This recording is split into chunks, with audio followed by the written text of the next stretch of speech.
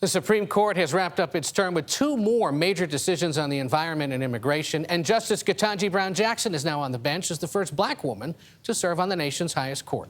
Jan Crawford is at the Supreme Court this morning, where the justices are already looking forward to this fall. Jan, great to see you. Yeah, I mean, Ed, this was one of the most momentous terms in the Supreme Court's history. You had those rulings on abortion, gun, climate change, school prayer, and now we have a new justice, Justice Ketanji Brown Jackson. She is going to be stepping onto a divided court that's going to be taking up more contentious cases next fall. I, Ketanji Brown Jackson, do solemnly swear. In a private ceremony with the justices and her family, Ketanji Brown Jackson made history. The 116th Associate Justice and first black female on the nation's highest court.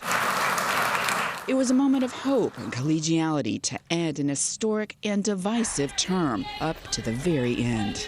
Rise up, fight back! On Thursday, the court limited the EPA's authority to regulate greenhouse gases from power plants, saying it exceeded its power under the 1970 Clean Air Act, which was written before climate change was an issue. The ruling puts the ball in Congress's court to update the 52-year-old law. It's a setback for the Biden administration's efforts to tackle climate change, but top officials vowed to fight on.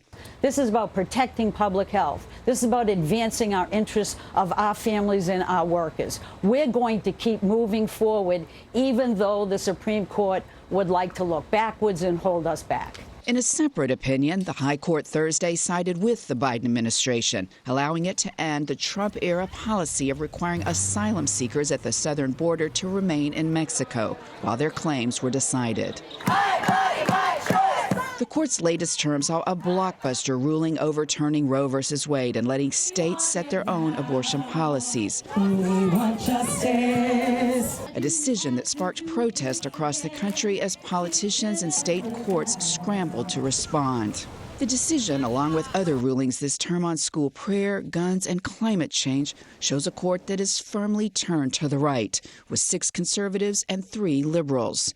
In replacing liberal Justice Stephen Breyer, Jackson will not change the balance of the court.